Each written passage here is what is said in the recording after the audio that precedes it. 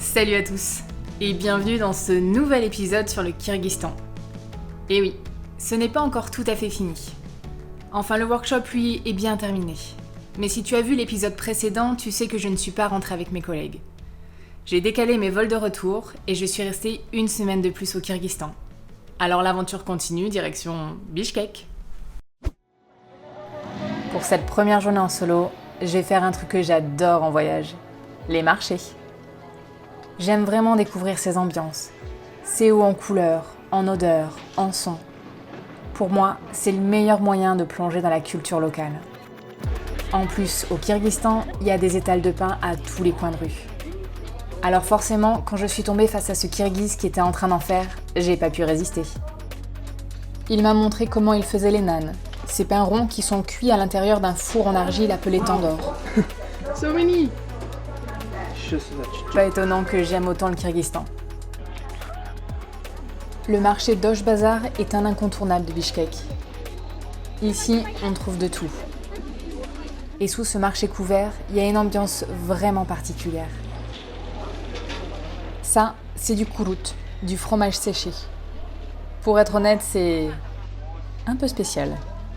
Par contre, leurs fruits secs sont juste excellents. Ok, et il n'y a pas que les fruits secs qui sont bons. Assez mangé. Il est temps de prendre un bus local pour aller vers le lac Issyk-Kul, à l'est de Bishkek.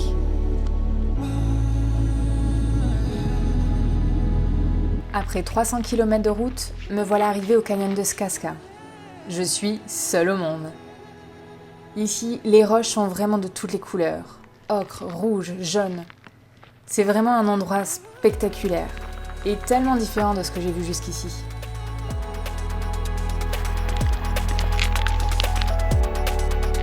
Et pour la première fois depuis que je suis arrivée ici, il va se mettre à pleuvoir. En fait, c'est limite la tempête. Autant dire que c'est pas la météo idéale pour faire du stop. Mais j'ai trouvé un autre voyageur. Au moins, on sera deux à attendre. Une première voiture nous prend en stop, avant de nous déposer à un endroit où il y a quasiment personne. Heureusement, après un peu d'attente, une autre voiture s'arrêtera et nous déposera tous les deux à Tamga où on s'arrête ce soir.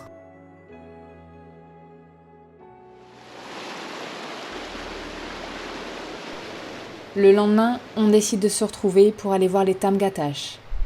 Il s'agit de pierres sacrées, sur lesquelles sont gravés des mantras tibétains, preuve de leur passage dans le pays. Le long de la rivière, il y en a 3. Enfin, nous, on n'en aura trouvé qu'une seule. On s'est un peu perdu. Sur le retour, on rencontre un pêcheur qui nous propose de nous prendre en stop. On accepte avant d'aller se baigner dans le lac Issyk-Kul.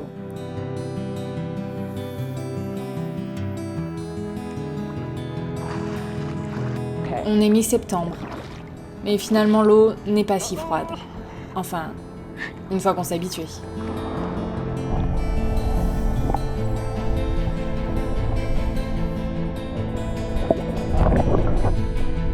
Mais pour terminer la journée, c'est juste parfait. Surtout avec le coucher du soleil.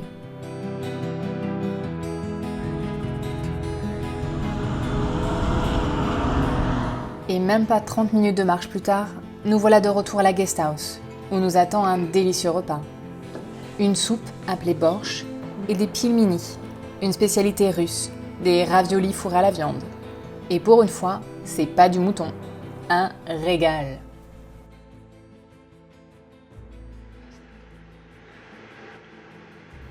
« 85 km me séparent de Jetioguz, l'objectif du jour. Alors première étape, il va falloir refaire du stop.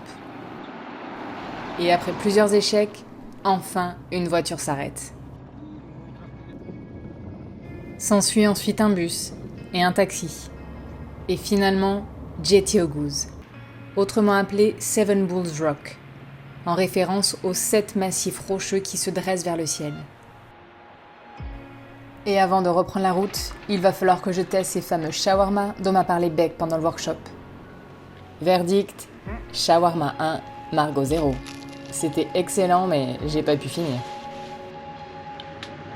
Et une fois arrivé à Karakol, j'ai dû me frotter à la force kirghize. Pour rappel, j'ai une tendinite à la main droite. Alors j'ai dû frapper avec la gauche et c'était pas glorieux. Le dimanche à Karakol, il y a le marché aux bestiaux.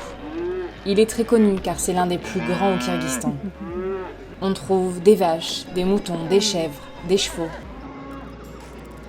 Dans cette cacophonie, les Kirghizes vendent et échangent du bétail. C'est impressionnant le nombre de bêtes ici. Il y a même les guissards, ces fameux moutons avec des fesses, très appréciés au Kyrgyzstan.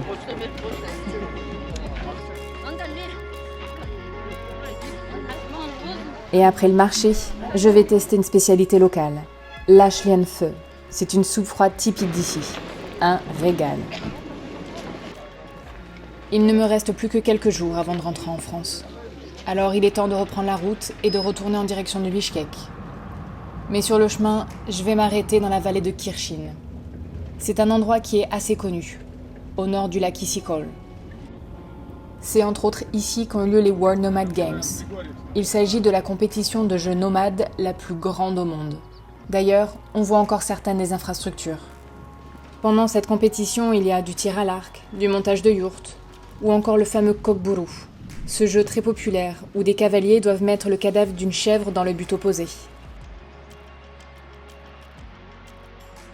Et après une nuit passée dans un campement pas loin d'ici, je retourne au lac Issyk-Kul. Et j'ai droit à l'heure de pointe.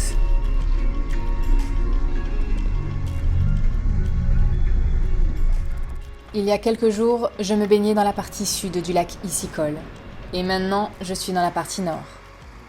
Ce lac est juste gigantesque. Il fait plus de 180 km de long sur 60 de large.